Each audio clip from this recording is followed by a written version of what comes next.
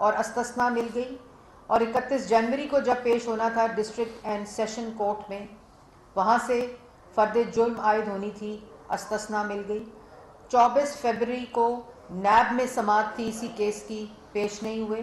9 مارچ 2023 کو اسلام آباد high court کے اندر سماعت ہوئی، پیش نہیں ہوئے، اور وہاں سے ان کو ریلیف ملا، ان کو ضمانت ملی، اور اس کے بعد 13 مارچ کو دوبارہ یہ پیش نہیں ہوئے اور ان کو استثنا مل گئی۔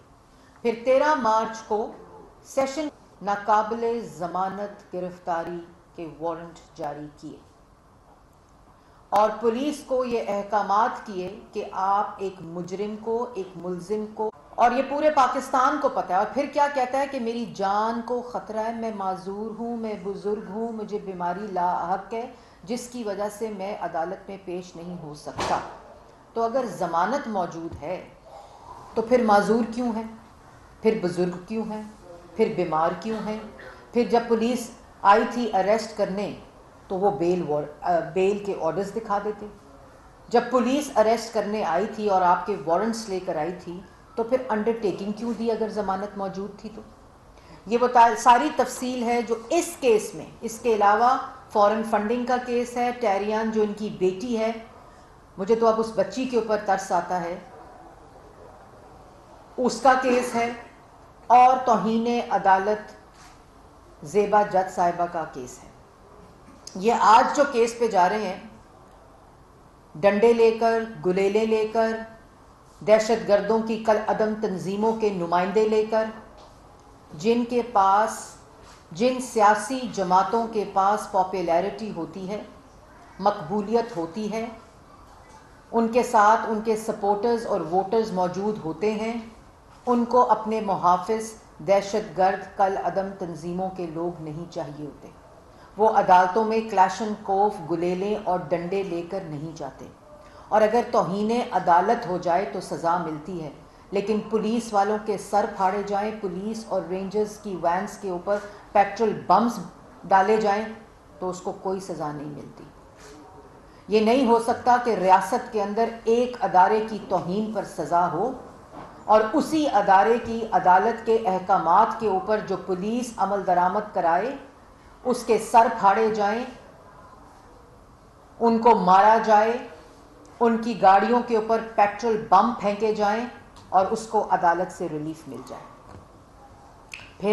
پھر ریاست کی کوئی حیثیت نہیں رہتی، اور ایک عدالت کہے کہ مجرم کو پکڑ کر پیش کرو، ایک اشتہاری کو پیش کرو، اور دوسری عدالت اس کو ریلیف پیکج دے دے۔ یہ پیٹرول بم پولیس اور رینجرز کی وینز پر نہیں پھینکے گئے زمان پارک میں، یہ ان عدالتی احکامات پر پھینکے گئے ہیں جن کے اوپر عمل درآمد کے لیے پولیس ان کو گرفتار کرنے گئی تھی۔ یہ پولیس اور سرکاری عملات اور رینجرز کی گاڑیاں نہیں جلائی گئیں یا ٹائر نہیں جلائے گئے، یہ وہ احکامات جلائے گئے ہیں جو پولیس جن پر عمل درآمد کرنے کے لیے ضمانت پارک گئی تھی۔ آج پیغام کیا ہے؟ 8 10 سالوں کے کیسز کی فائلیں اٹھائے پاکستان کے شہری صبح 8:30 بجے عدالتوں میں کھڑے ہوتے ہیں،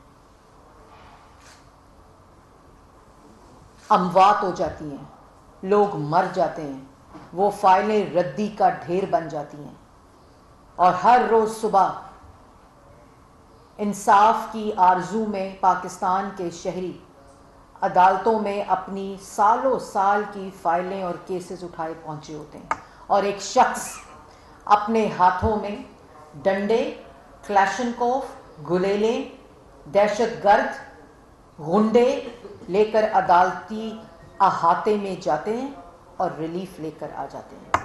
تو میرا سوال یہ ہے کہ کیا انصاف ڈر گیا ہے؟ کیا انصاف دہشت گردوں اور غنڈوں سے خوف زدہ ہے؟ کیا انصاف جتھوں سے، دہشت گردی سے، دھمکیوں سے، پیٹرول بم سے ڈر گیا ہے؟ یہ نہیں ہو سکتا کہ ایک طاقتور اپنے گھر سے نکلے جس کو عدالت بلاتی ہے تو جتھے لے کر، کلاشنکوف لے کر، ڈنڈے لے کر اس کی گاڑی کے اوپر لہرائے جائیں جو عدالت جا رہی ہے، اور پھر عدالت میں احاطے میں پہنچ کر وہاں غنڈہ گردی ہو، وہاں ڈنڈے برسائے جائیں اور کل عدم تنظیموں کے لوگ اس کا پورا سراؤنڈ کریں، اس کو احاطے عدالت کے اندر یہ بات ہو رہی ہے.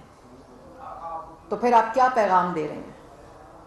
آپ کیا پیغام دے رہے ہیں کہ انصاف پاکستان میں اور قانون دہشت گردوں سے، غنڈوں سے، گلیلوں سے، جتھوں سے، دھمکیوں سے اور گالیوں سے ڈر گیا ہے، اور ایک طاقتور قانون اور آئین کے نیچے نہیں آ سکتا، وہ قانون اور آئین سے بالا تر ہے. یہ پیغام ہے آج 22 کروڑ عوام کو کہ ایک شخص، ایک لاڈلا، ایک غنڈہ، ایک بدماش جب عدالت اس طرح آئے گا تو عدالت 9 بجے 9:30 بجے کھلے گی اور وہاں سے اس کو بنڈل ریلیف پیکج ملے گا. اور پولیس والوں کے سر توڑنے کا قانون ختم کر دینا چاہیے. عدالت سے کوئی سزا ریاست کے اوپر حملہ آور ہونے کی کل کے بعد جائز نہیں ہوگی. اور جو پولیس جوان پاکستان کے بچوں اور عورتوں کو، جس کو یہ ڈھال بنا کر بیٹھتا ہے، ان کی حفاظت کے لیے نکلے گی، کیونکہ جب ان کے سر پھٹیں گے. 65 پولیس والے زخمی ہو گئے، اس کو عدالت نے ریلیف دے دیا، کوئی پوچھنے والا نہیں. پولیس وینز پہ اور رینجرز کی وینز کے اوپر بم، پیٹرول بم پھینکے گئے، آڈیو لیکس آ گئیں. ایم پیز کو، ممبر پارلیمنٹس کو اور اپنے کارکنان کو کہا کہ ٹکٹ نہیں ملے گی اگر یہ ڈنڈے لے کر تم نہ پہنچے اور پولیس والوں کے سر نہ پھاڑے. یہ ہے اس ملک میں اس وقت آئین، قانون اور انصاف. دوسری بات، وہ لوگ جنہوں نے 2014 میں سپریم کورٹ کے باہر گندے کپڑے لٹکائے تھے، وہ لوگ آج عدالتوں کے احاطے میں اسلحہ لے کر، غنڈے لے کر، بدماش لے کر، دہشت گرد لے کر، غلیلیں لے کر، کلاشنکوف لے کر ریلیف لے رہے ہیں. تو کیا پاکستان میں اب انصاف ہتھیار سے ملے گا یا انصاف سے ملے گا یا قانون کے مطابق ملے گا؟ آج یہ فیصلہ کرنا ہوگا. اور پھر جن لوگوں نے قانون کی پاسداری کی، قانون کے سامنے پیش ہوئے، باوجود اس کے کہ ان کو پتا تھا یہ جھوٹے مقدمے ہیں. میں جب محمد نواز شریف 3 دفعہ کے منتخب وزیر اعظم کے ساتھ نیب کی عدالت اور اسلام آباد ہائی کورٹ جاتی تھی تو وہاں سے کیا آواز آتی تھی کہ کمرہ عدالت میں اگر آواز اونچی آئی تو بیل کینسل کر دی جائے گی. کمرہ عدالت میں صرف سائل اور وکیل آ سکتا ہے. کمرہ عدالت میں اگر 5 منٹ کی تاخیر سے پہنچے تو بیل کینسل ہو جائے گی. روزانہ کی بنیاد کے اوپر 3 دفعہ کا منتخب وزیر اعظم نیب کی ٹرائل کورٹ میں بھی پیش ہوتا تھا، انصاف کی عدالت اسلام آباد ہائی کورٹ میں بھی پیش ہوتا تھا، ادھر لاہور ہائی کورٹ میں پیش ہوا، ادھر نیب کی عدالت میں پیش ہوا، یہ جانتے ہوئے کہ وہ تمام کیسز جھوٹے ہیں اور جس کی گواہی آج وہ منصف دے رہے ہیں جنہوں نے یہ جھوٹے فیصلے کیے. یہ منصف کو پتہ ہونا چاہیے کہ ان کا فیصلہ تاریخ سے مٹتا نہیں ہے، اس کا حساب ہونا ہوتا ہے. وہ فیصلہ ٹھیک ہو یا غلط ہو، اس فیصلے کا بھی انصاف ہوتا ہے. اس فیصلے کا بھی ایک اور وہ وقت جس کے پاس جب آپ کے پاس وہ منصب ہوتا ہے. جب نواز شریف کی بیوی ڈیتھ بیڈ پر تھیں تو مجھے یاد ہے کہ نیب کی کورٹ میں انہوں نے 4 دن کے لیے کہا تھا کہ میں نے اپنی بیگم کو دیکھنے جانا ہے، تو اجازت نہیں ملی تھی. जेलों के अंदर सजाए मौत की चक्कियों में रखा, क्लाशनकोफ अदालतों में लेकर गए थे, तो इसका तो ये मतलब है कि फैसले तो गन पॉइंट पर होंगे। इंसाफ अब पाकिस्तान में डंडे, बंदूकों, क्लाशनकोफों से मिलेगा, क्योंकि अगर कानून इमरान खान के लिए ये होगा कि वो शख्स अपने घर से जब निकलेगा जत्थे लेकर अदालतों पे हमला आवर होगा, कानून पे हमला आवर होगा, आईन पे हमला आवर होगा, इंसाफ पे हमला आवर होगा, तो उसको रिलीफ पैकेज मिलेगा। तो फिर 22 करोड़ अवाम को भी ये रिलीफ पैकेज मिलना चाहिए। फिर तराजू के पलड़े बराबर होने चाहिए। और उसके बाद